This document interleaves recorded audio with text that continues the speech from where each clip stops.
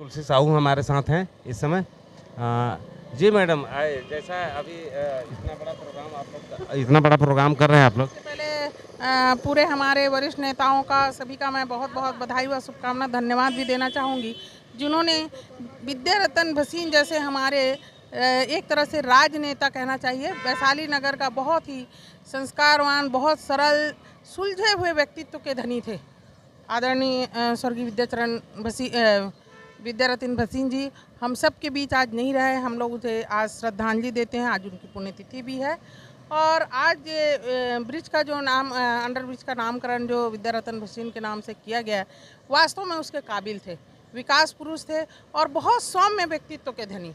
पता नहीं चलता था कि वो विधानसभा में एक अपनी अलग पहचान और छाप छोड़ी और आज जो वैशाली नगर की एक अलग पहचान है वो हमारे स्वर्गीय विद्यारतन भसीन जी की देन है। और आज पूरे भाजपा के कार्यकर्ता बोले, यहाँ की जनता बोले, सब आज खुश है कि उनके नाम से कोई एक बड़ा नामकरण हुआ है। मैं उनके परिवार को भी बहुत शुभकामनाएं दूंगी और सभी हमारे वरिष्ठ नेताओं का धन्यवाद और आभार प्रकट करती हूँ। वैशाली नगर जनता के लिए आपका क्या संदेश है? मैं वैशाली नगर की जनता से यही कहना चाहूँगी कि जिस तरह से हमारे विकास पुरुष ने विकास किया है, भारतीय जनता पार्टी सदैव विकास की गंगा बहाती है और इसी तरह उन्होंने विश्वास और भरोसा भारतीय जनता पार्टी पर करते आई है। क्योंकि अभी आपने देखा लोकसभा में 75,000 वोट भारतीय जनता पार्टी को वैशाली नगर की जनता ने दिया। पिछले विधानसभा चुनाव में भी अभी 4 मंथ पहले जो चुनाव हुआ उसमें भी 45,000 से अधिक वोटों से भारतीय जनता पार्टी के विधायक को उन्होंने प्रत्याशी को जिताया। तो इस तरह कहना चाहूँगी वैशाली नगर की जनता में एक जुनून है कि उनके क्षेत्र के जो भी जनप्रतिनिधि बने खूब तरक्की और कार्य करने वाले बने। ये जानकारी वैशाली नगर की है, तो वैशाली नगर की जनता को सबसे बड़ी शुभकामना और एक बहुत अचीवमेंट है उनके लिए। अंडर ब्रिज पटरी इस पार और उस पार की भेद खत्म हो गया इसके बाद, इसलिए पूरे जनता को मैं शुभकामना और बधाई उनको भी देती हूँ। एक बात आती है, आप महिला हैं, महिला सशक्तिकरण के बारे में आपका क्या विचार?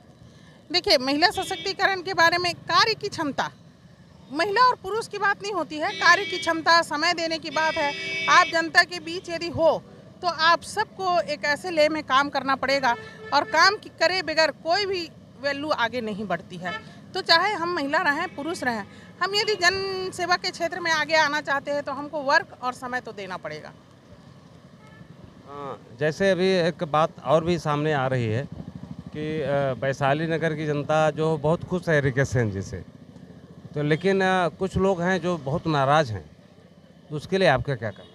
देखिए, कोई भी जनप्रतिनिधि आप बन जाए जनता के बीच, या कोई भी बन जाए, परिवार में 5 बच्चे हैं तो पांचों को माँ बाप खुश नहीं कर सकते। ये तो बड़ा परिवार है हमारा, वैशाली नगर की जनता एक बहुत बड़ा परिवार है हमारा। अब परिवार में छोटी मोटी बातें तो आती जाती रहेगी, कहीं कम होता है, कहीं काम ज़्यादा होता है।